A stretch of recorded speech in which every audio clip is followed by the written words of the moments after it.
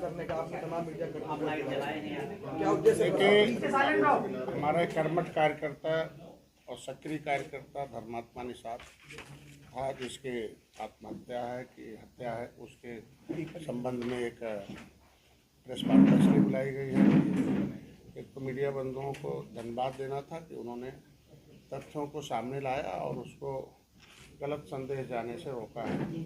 और कुछ social media पर कुछ लोगों ने जो पहले से पार्टी विरोधी गतिविधियों में शामिल थे, उन लोगों ने उसको एक तो मेरा समाज कमज़ोर है और पढ़ा लिखा कम है, उसको गलत मैसेज देने का काम किया गया। उस पर तथ्यों के आधार पर जो भी था, मीडिया बंधुओं के माध्यम से हम अपनी जनता, अपने समाज को, देश को, सरकार को भी, और जो एजेंसियां हैं स्वतंत्र जो हमारे संविधान में व्यवस्था दी गई है, उसको हम जो है उसको आपके माध्यम से, प्रेस वार्ता के माध्यम से पहुंचाने का प्रयास किया जाएगा। जो सही होगा वो तो जांच का विषय है।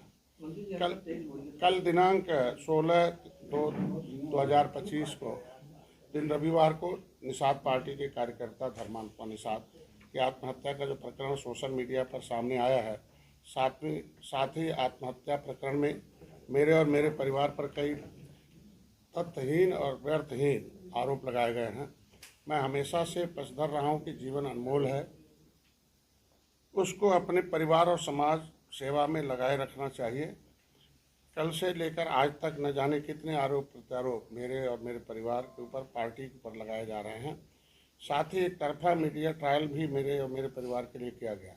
लेकिन मैं लखनऊ के वरिष्ठ और आप सभी पत्रकार सहयोगियों का भी धन्यवाद देता हूं, जिन्होंने संयम और धैर्य का परिचय देते हुए मेरे और मेरे परिवार का चरित्र हनन होने से रोका है। पूरी तरीके से उन लोगों ने गलत मैसेज डाले थे। धर्मात्मा निषाद की आत्महत्या मेरे लिए दुखद और झकझोर देने वाली है, क्योंकि जहाँ तक मुझे पता है कि वो बच्चा मुझसे लड़ाई कर सकता था और करता भी था। जब उसे कोई गलत कोई गुमराह कर देता था तो फेसबुक के माध्यम से, लाइव के माध्यम से लड़ लेता था। लेकिन जब उसे सही जानकारी मिलती थी तो फिर वो साथ हो जाता था, और साथ में था भी अभी। और लगभग लगातार से उसका साथ में आना ही बहुत लोगों को दर्द हो रहा कि अब हम उसे हम गुमराह नहीं कर पा रहे हैं। लगभग जब से वो सही चीज़ें जान गया, मैंने किताब में लिख दी, एविडेंस दे दिया, तब से वो सही बात जान गया। तो इसलिए अधिकारियों से लड़ाई कर लेता था, लड़ाकू टाइप का था, सामाजिक सामंतवादियों से भी लड़ाई कर सकता था, किंतु आत्महत्या जैसा कदम वो नहीं उठा सकता है। एक आदमी, हमें विश्वास नहीं होता कि इस तरह का कदम उठाएगा। उस तरह की सोच रखने वाला वो था ही नहीं। मैं स्वयं इस प्रकरण की उच्च स्तरीय जाँच की मांग करता हूँ और इस प्रकरण की जांच निष्पक्ष हो। जांच अधिकारी व पुलिस अधिकारियों से भी कहूँगा कि मेरे द्वारा इस प्रकरण में कुछ विषय रखे जा रहे हैं, उन विषयों को संज्ञान में लेते हुए जांच की जाए, क्योंकि जांच अधिकारी के सामने हमें अपने जो हमारे पास एविडेंस है वो पहुंचना आवश्यक चाहिए। धर्मात्मा निषाद की फेसबुक वॉल से जो मिला है उसमें मेरे द्वारा धर्मात्मा के सोशल मीडिया अकाउंट को देखा गया तो विगत 2 महीने से मेरे और मेरे परिवार निषाद पार्टी को लेकर एक भी विरोध में पोस्ट नहीं किया है।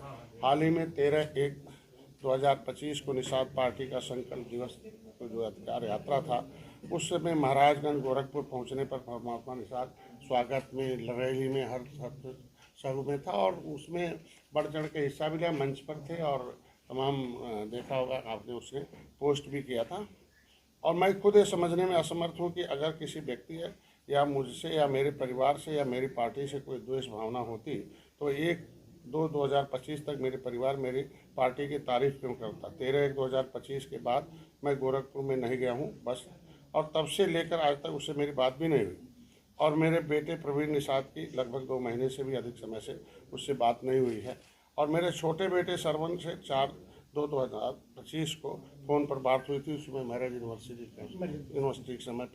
के समय पर बात इस संबंध में हुई थी कि उसे सालगिरह थी उसकी। धर्मात्मा निषाद की फेसबुक वॉल से विगत 2 महीने में मेरे और मेरे परिवार, मेरी पार्टी के लिए किए गए पोस्ट के स्क्रीनशॉट हम आप लोगों को उपलब्ध करा देते हैं इसे वीडियो के माध्यम से। कि सही उसने लिखा है कि निषाद समाज के मान सम्मान की इस लड़ाई में मैं निषाद पार्टी के माननीय राष्ट्रीय के सभी क्रांतिकारी कार्यकर्ता पदाधिकारियों को हार्दिक बधाई एवं ढेरों शुभकामनाएं।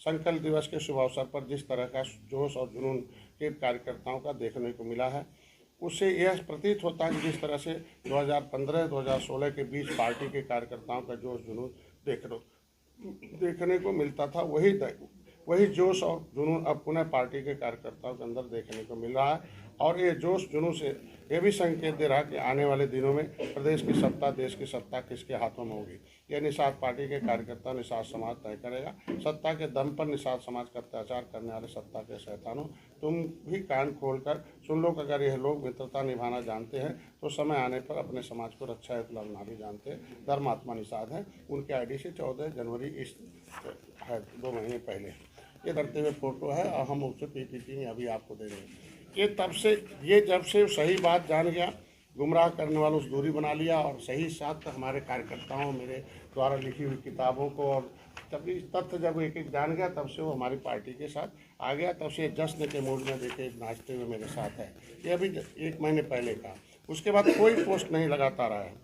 ये मेरे साथ यहाँ अभी देखते होंगे, ये मेरे गाड़ी पर खड़ा होकर स्वागत करते हुए मेरे साथ चलते हुए रैली में है। ये उसका फोटो धर्मात्मा निषाद का ये पोस्ट है 1 फरवरी का। निषाद समाज की शान, युवा हृदय सम्राट, मेरे आदर्श लोकप्रिय यशस्वी विधायक बड़े भैया आदरणीय इंजीनियर श्रवण कुमार निषाद जी को जन्मदिन की हार्दिक शुभकामनाएं, ढेर सारी शुभकामनाएं। भगवान निषाद राज महाराज जी आपको ऐसे अथासी राजनीति उस शिखर पर पहुँचाए। ये उसका है। मतलब आदर्श किसे मानते हैं आप समझ सकते हैं कि आदर्श लिखना छोटी चीज़ नहीं, वो उसी के अकाउंट से।